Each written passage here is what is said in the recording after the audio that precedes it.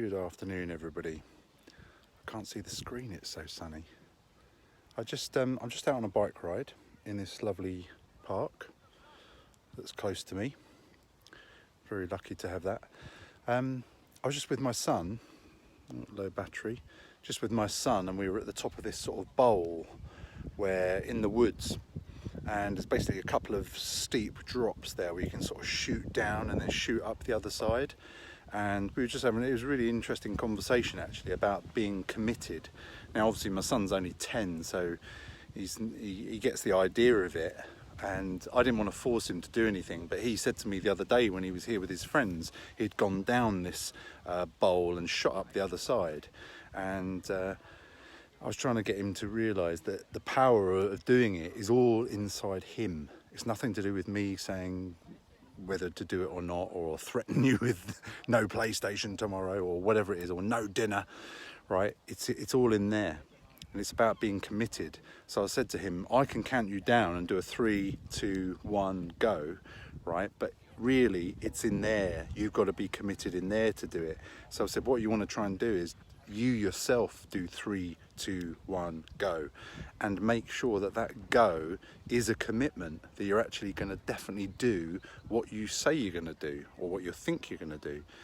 So, and that's interesting in life, isn't it? Because lots of times we say we're going to do stuff, or we think we're going to do stuff, and we're not really committed. Because if we're committed, we would take the actual action of jumping off that diving board, of jumping out of the plane, of going down that bike chute, and actually taking the action required. And it's funny how it was really interesting to see my son see all these distractions, because we do that in our lives, don't we? We all see distractions to take us away from our commitments. And he was at the top of the slope and I was down the bottom, and he said, oh, there's a little bird over there, Daddy. I said, yeah, I know, the bird's going to fly away, isn't it? He said, actually, maybe I'll do the harder one.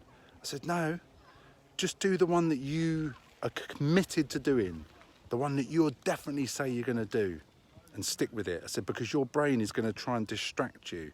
And it's so apt in our lives, isn't it? Because you can be committed to doing 3 things today, and then you just let the whole of life get in the way, and you end up not doing those 3 things. And crucially, what you got to not do is beat yourself up about it. So that's why I said to my son, you know, when he didn't do it the other day, I said, don't worry about not doing it. Just make sure when you come back again that you commit to doing what you say you're going to do. If you say you're going to do it, then do it for your own benefit, because then you know that what you say, what your commitment is going to mean something, because you're going to take action on it. And I found it really interesting. And I said, it's okay to be afraid, because it's like me going down the highest one over there. I was still scared as well. But of course, you know, I said I was going to do it, and that was it. And I said to him, remember, it's like when you go on a roller coaster. You're never going to lose the fear of going on the biggest roller coaster, wherever you are. But you remember the feeling that you're going to get when you do it. And if you can remember the feeling you're going to get when you jump off that diving board and do a dive, or if you jump out the aeroplane like I did and do the parachute jump, or if you zoom down that bike bowl thing jump, then you're going to feel fantastic afterwards. And fair credit to him, he did it a few times, and he was, you know, again, he was scared each time, but he did it each time. So so I invite you to look at where you make commitments in your life, and I'm going to do the same thing. And then you don't actually take the necessary steps towards doing that, because we all put up these excuses in life, I find. So anyway, I hope you're all well. I wish you well. Hope you're all safe and well. And I'm off ride home now and go and get my tea. Okay. All the best. Speak soon. See you. Bye.